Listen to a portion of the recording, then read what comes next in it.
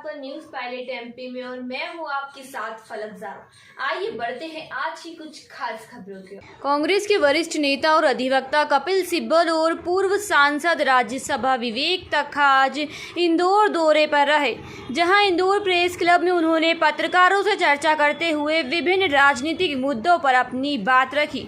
इस press club में media से चर्चा के दौरान कपिल सिब्बल ने जहां कांग्रेस और राहुल गांधी की जमकर तारीफ की, तो वहीं उत्तर प्रदेश की योगी आदित्यनाथ सरकार पर जमकर निशाना साधा। हाल ही में अतीक अहमद हत्याकांड पर उन्होंने कहा कि पुलिस कस्टडी में हुए हत्या शर्मनाक है। उन्होंने इस हत्याकांड पर कई तरह के सवाल भी उठाए। तो वहीं तीनों हत्यारे अलग अलग जगह से आए हैं, वह हथियार कहां से लाए हैं और पुलिस ने गोली तक नहीं चलाई। उन्होंने इस मामले को उच्च स्तरीय जांच का विषय बताया है। तो वहीं कपिल सिब्बल ने बिल्किस बानो केस में भी कई सवाल खड़े किए हैं। कपिल सिब्बल ने मीडिया के एक सवाल के जवाब में बेबाकी से जवाब देते हुए कहा कि मैं मरते दम तक कभी भाजपा में नहीं जाऊंगा।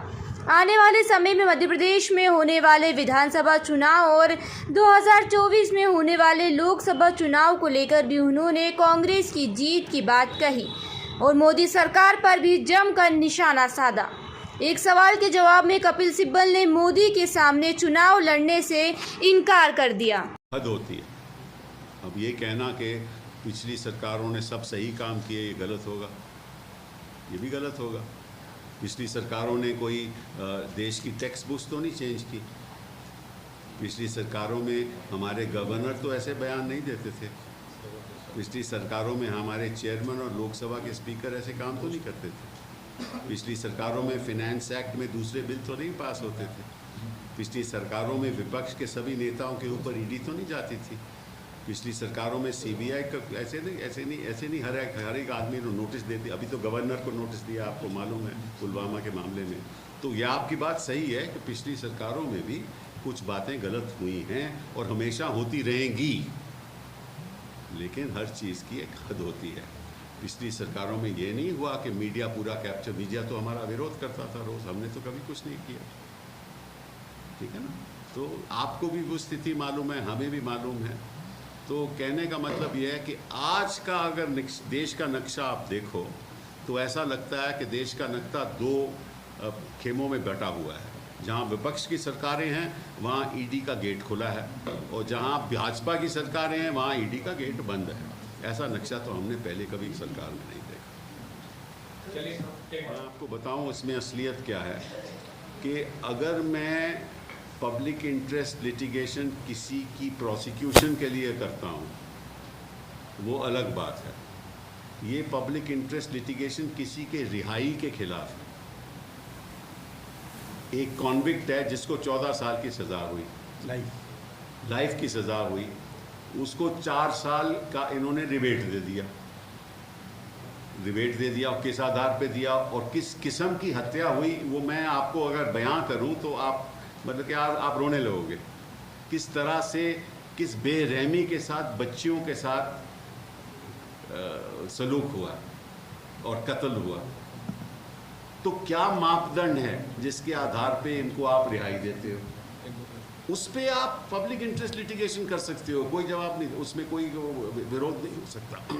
लेकिन अगर स्टेट प्रोसिक्यूट कर रही है किसी को तो स्टेट ही करेगी, उसमें कोई पब्लिक इंटरेस्ट लिटिगेशन की बात नहीं। उसमें तो केवल एक विक्टिम की फैमिली है या विक्टिम है, वो प्रोटेस्ट पिटिशन डाल सकता है, वो पार्टी बन सकता है, कंप्लेनेंट हो सकता है, उसमें पब्लिक इंटरेस्ट की बात। लेकिन ये तो रिहाई की बात है और सुप्रीम कोर्ट इस पर फैसला करेगी अब मई से पहले। मैंने वचन दिया है, पब्लिक स्टेटमेंट दी है, आज नहीं 1 साल पहले, कि मैं आज के उस दिन के बाद ना किसी पार्टी को ज्वाइन करूंगा और जहां तक भाजपा का सवाल है, मौत के दिन मैं कभी भाजपा नहीं जाऊंगा। ये मैंने पब्लिक स्टेटमेंट दी है और 1 साल पहले दी थी। उसके बाद ही मैं इलेक्ट हुआ हूँ इंडिपेंडेंट। और जब ये लोग मेरे पास आए मैंने ये शर्त रखी कि अगर आप मुझे कहोगे पार्टी ज्वाइन करो तो मैं नहीं करूँगा। अगर आप मेरी वैसे समर्थन करते हो तो मैं आपका शुक्रिया अदा करता हूँ। तो मैं अखिलेश जी को धन्यवाद करता हूँ कि उन्होंने ये मौका मुझे दिया। लेकिन ये मेरा पब्लिक स्टेटमेंट है, मैं कभी पीछे नहीं हटा जब मैंने पब्लिक स्टेटमेंट दी। मैं इसमें चीफ जस्टिस ने कहा कि मुझे उनकी मदद करनी है, तो अभी तो मैंने बहस ही नहीं की। तो आपके सामने मैं क्या रखूं? बहस करूंगा तो आपको पता चल जाएगा। गद्दार हूँ भैया। आजकल तो मैं इंडिपेंडेंट ही हूँ। आपकी सब बातें सही है, सजलता आपकी बात जो आप बोलते हैं वो बिल्कुल सही रहती है। तो आपको मोदी जी के खिलाफ चुनाव लड़ लेना चाहिए, और अगर उनको हरा देंगे आप तो देश आपको वैसे स्वीकार कर लेगा। पहली बात तो है, मैं मोदी जी के खिलाफ क्यों लड़ूं? क्यों लड़ूं भैया? मैं चाहता हूं कि विपक्ष जीते। मुझे कोई एक व्यक्ति के साथ कोई ज़्यादा वो नहीं है दिलचस्पी। मैं चाहता हूं कि कांग्रेस पार्टी विपक्ष मिलकर चुनाव लड़ें, चुनाव जीतें, ये बेरहम सरकार, ये बेइंसाफ सरकार को ख़त्म किया जाए। ये मेरी सोच है और इसके लिए मैं काम करता रहूँगा। मोदी जी जीते हारे इससे मुझे ताल्लुक़ नहीं है, जो विचारधारा है उसको हराना। चलिए अंतिम सवाल है। अब ये इसके बारे में क्या मैं बताऊँ? सुप्रीम कोर्ट जो करती है तो करती है। नहीं, लेकिन कानून बनता है। देखिए, जहाँ तक कानून का सवाल है, एक मोटी बात आपको बताना चाहता हूँ। कानून आप कोई भी ले लो, कानून तो इसलिए बनता है कि अगर लोग उसका पालन नहीं करें तो उनको सज़ा होनी चाहिए, इसीलिए कानून बनता है। लेकिन आप कोई दुनिया में कोई कानून ले लो, जो सत्ता में बैठा हुआ है, अगर वो दुरुपयोग करेगा उस कानून का तो वो कर सकता है। क्रिमिनल प्रोसीजर कोड ले लो आप, उसका भी दुरुपयोग होता है ना उसका। कानून तो ठीक है, आप कोई कानून ले लो, जो कानून का पालन करने वाले हैं, अगर वही कानून की खिलाफत करें तो फिर कानून का आएगा। और इस देश में यही हो रहा है, आप कोई कानून ले लो, उसका दुरुपयोग होता है। इस पार्टी में नहीं हूँ तो उसका मैं जवाब कैसे दूँ? तो विवेक जी देंगे। मैंने ज़िंदगी में ऐसे काम नहीं कभी किए कि कोई पॉलिटिकल मूव। देखो, ऐसा है, जो दिखता हूँ वही हूँ। मैंने कभी, आप मेरे इतिहास को कोर्ट में देख लीजिए, कोर्ट के बाहर देख लीजिए, मैं कभी इस बात से नहीं कि ये मेरी कोई मैनिपुलेटिव मूव है, पॉलिटिकल मूव है। मुझे क्या लेना देना है? मैं ना भी हूँ मेंबर ऑफ राज्यसभा, मुझे क्या फ़र्क पड़ता है? ठीक है ना। आप फिर भी मुझे प्रेस कॉन्फ्रेंस के लिए बुलाओगे कर दूँ। मैं कांग्रेस पार्टी में नहीं हूँ, लेकिन कांग्रेसमैन हूँ। कांग्रेसमैन हूँ क्योंकि कांग्रेस की विचारधारा से जुड़ा हुआ हूँ।